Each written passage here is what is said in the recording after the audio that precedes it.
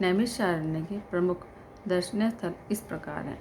चक्र तीर्थ और उसके चारों ओर स्थित मंदिर, श्री ललिता देवी मंदिर, आदि गंगा अर्थात गोमती नदी के निकट स्थित व्यास गद्दी और दधीची कुंड। सबसे पहले चक्र तीर्थ। चक्र तीर्थ नैमिषारण्य का मूल तीर्थ है। यह एक गोलाकार कुंड है। ऐसा माना जाता है कि यह महाविष्णु के चक्र द्वारा निर्मित है। इस कुंड से बहकर आते जल का भक्तजन पवित्र स्नान के लिए प्रयोग करते हैं। ऐसी मान्यता है कि संपूर्ण भारतवर्ष के सब पावन स्थलों का जल यहाँ चक्र तीर्थ में उपस्थित है। और चक्र तीर्थ की कथा इस प्रकार है। एक समय कुछ असुर ऋषियों की साधना भंग करने के उद्देश्य से उन्हें कष्ट दे रहे थे। उन सब ऋषियों ने ब्रह्मा जी के सामने जाकर अपनी समस्या बताई।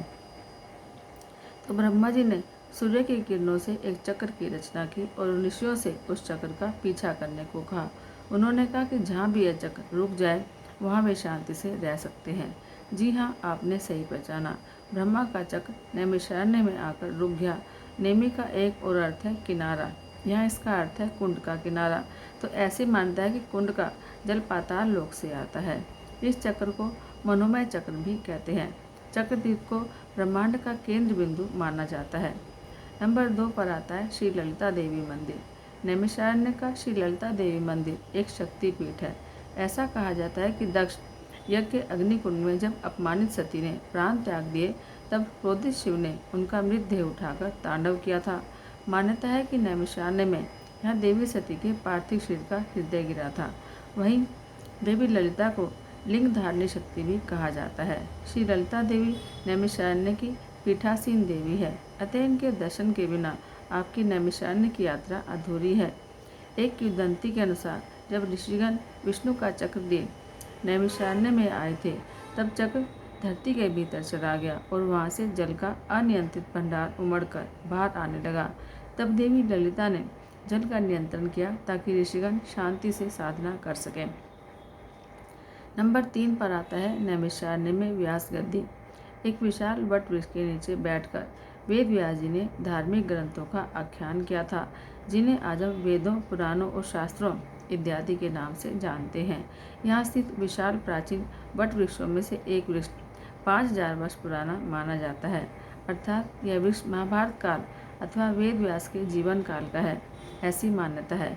यही वह वृक्ष है जिसे वास्तविक व्यास गद्दी कहा जाता है। वर्तमान में यह वृक्ष नवीन मंदिरों से घिरा हुआ है, जिसमें से एक के भीतर गद्दी स्थित है। व्यास गद्दी वेद व्यास को समर्पित एक छोटा सा मंदिर है। मंदिर के भीतर त्रिकोण के आकार में वस्त्रों का ढेर रखा है, जिसे वेद व्यास जी के समान माना जाता है। यहाँ कई सूचना पट्टिकाएं हैं जो यह कहती हैं कि ग्रंथों की रचना इसी स्थान पर की गई थी। नंबर 4 पर आता है दधीची कुंड। यह कुंड किसी भी मंदिर के प्रांगण में स्थित एक सामान्य लेकिन अपेक्षाकृत बड़ा कुंड है। इसके चारों ओर कई मंदिर बने हुए हैं। इनमें प्रमुख मंदिर ऋषि दधीची को समर्पित है। दधीची कुंड को मिश्रिक तीर्थ भी कहा जाता है। महर्षि दधीची की कथा सर्वोच्च बलिदान की कथा है। एक समय की बात है, असुर वृत्त जो है इंद्र को बहुत कष्ट दे रहा था। वृत्रासुर को वरदान प्राप्त था कि उसे लकड़ी या धातु से बने किसी भी अस्त्र शस्त्र से मारा नहीं जा सकता, अतः इंद्र के लिए उसका वध करना असंभव था। तब इंद्र विष्णु की शरण में गया। विष्णु ने इंद्र को सलाह दी कि वह महर्षि दधीची के पास जाकर उनसे उनकी अस्थियों की मांग करे और उनकी अस्थियों से एक हथियार बनाए। इंद्र ने महर्षि दधीची से नैमिषारण्य में ही भेंट की थी। ऋषि दधीची ने इंद्र की मांग स्वीकार की, किंतु मृत्यु से पहले महर्षि दधीची संपूर्ण भारतवर्ष के पवित्र जल से स्नान करना चाहते थे। चूँकि समय की कमी थी, इंद्र स्वयं ही सभी पवित्र तीर्थों का जल लेकर नैमिषारण्य आया।